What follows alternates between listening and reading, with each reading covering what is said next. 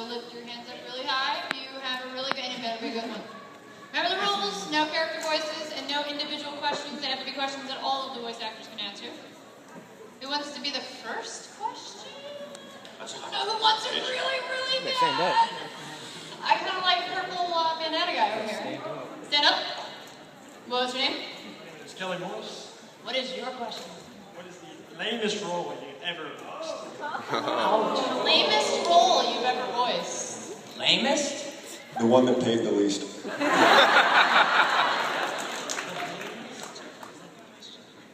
I would never do a lame role.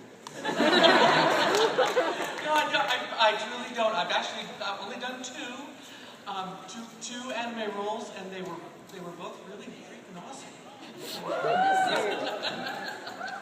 Let's see, lame role. Oh, one time, this isn't really for a show, but I used to call my friend's mother as my friend. And have a conversation with the mother, because I knew the friend so well, until a couple minutes in, she would ask me some super specific question that I didn't know the answer to. But it worked a lot, and I got cool presents out of it. There was this one time where this dude, he was totally desperate. He needed voices for this puppet show that he was working on. And he asked me to do this voice for this puppet show. It was a Little Mermaid kind of thing. I don't know, can you tell him more about it, Todd? It was your show. Well, the one song that I really enjoyed but we weren't able to use was, oh, lives in a pineapple under the sea. SpongeBob SquarePants! Absorbent and yellow and porous is he. SpongeBob SquarePants! If nautical knowledge be something you wish, SpongeBob SquarePants! then hop on the deck and flap like a fish. SpongeBob SquarePants! But yeah. So because I refused to sing it is why we didn't use that song. But he sounded really good in it. It was awesome. How about you, Johnny? Oh, no, I'm asking if he has to answer the question now. Don't You you have a think lame you should role? go first? My lamest role was a guy in yellow. He died. How many of you guys saw the anime series of Iron Man on G4? Well, I'm going to tell you a little story.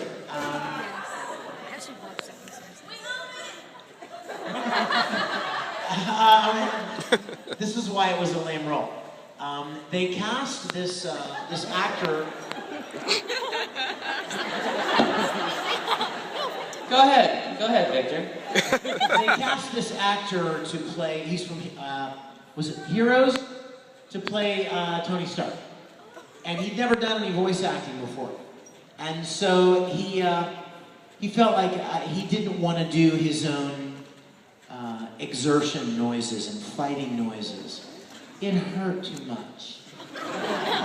So I was in recording my character for the show one day, and the director said, or actually the other guy had already recorded, the Tony Stark guy had already recorded, and my character was talking to him, and he said a line that he had already recorded, and then just for the fun of it, I repeated his line, only I imitated him. Just for fun. And the director said, "Oh my God, you sound just like him. Can I get you to do all of his fighting noises?" So after 15 years in voice acting, I ended up being the stunt voice actor for Iron Man. Whenever he was fighting or yelling or hitting the ground, I ended up being doing those things for him. Dan, are you deferring?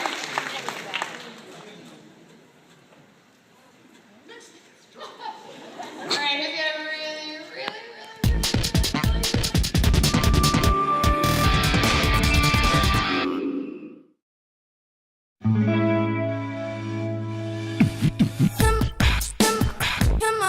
What is it? The most awkward situation you've been put into by a fan. You mean today? Hey guys, sound people, can you turn up the monitor volume a little bit? Yeah. Cool. Check. Sorry, I wasn't paying attention. The awkward situation that we've been in with a fan? Correct. Fortunately, there hasn't been anything really uncomfortable. Sometimes when sort of we get asked to sign things that we wouldn't ordinarily sign. Fortunately, that's probably the one and only thing. You sort of have to say no sometimes. What's the most awkward thing you've said no to? Well, I can't really say. Very young folks. Well, so one time somebody wanted me to co-sign with them on wink. Oh, yeah. They wanted me to co-sign for this car for them, and they said, just sign right here, and I go, Vic, you can do this. Yeah, so some of the things that people have asked me to sign, I have to agree with you on that, are pretty dicey. I came up, I'm like, oh, this is some Dragon Ball manga I've never seen. Oh, goodness. Oh, wow. Okay. So Goku and Gohan were very close. Yeah, it was some pretty naughty stuff. And the people, when they hand it to you, they know what they're handing it to you. Yeah. There you go. So now I recognize that face and I stop it before I'm like, no! Okay, let me see it. Yeah. I've been asked this at another con, and I was sad because I didn't have anything, and then the Lord gave me 2 different answers. One of them is a girl came up to me after one of my panels and just goes, can I touch it? Excuse me? Can I touch it? Well, your beard. Oh! Yeah, sure. No more of that, but yeah. And then the last con I was at, I leaned forward. It feels good. Now I know why they want to touch it. Yeah. This is fuller. And then I was at a con, the last con I was at, there's this little adorable 6-year-old boy with glasses, looked like Nicky in the movie, and he was like, I was like, hey, how's it going? And he goes, no.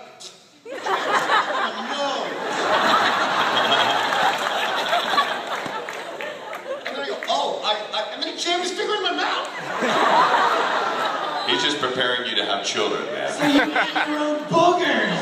You know what really does not feel good? Hand sanitizer up your nose. They haven't come up with a good nose sanitizer yet.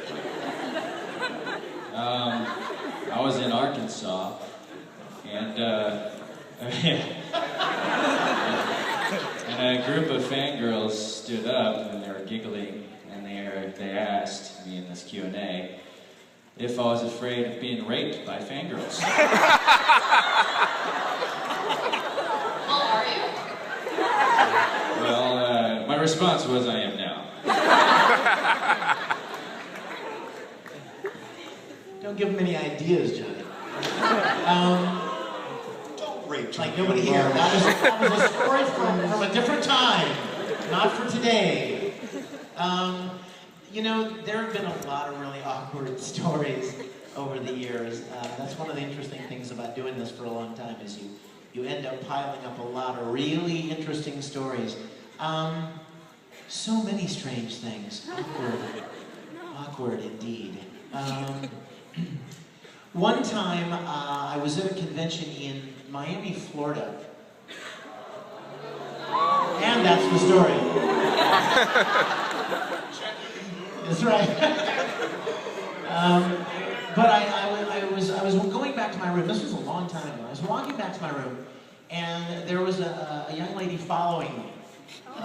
Probably, 30 or 40 feet back, but she was doing the whole, And I tried, I thought, well, maybe she's staying in a room in the same hallway. So she's just on her way to her room, and I didn't pay any attention. And when I got to my door, she just accelerated. She hit warp drive, and suddenly she was there. And she was like, and I was like, hi, sweetie, can I help you with something? And she goes,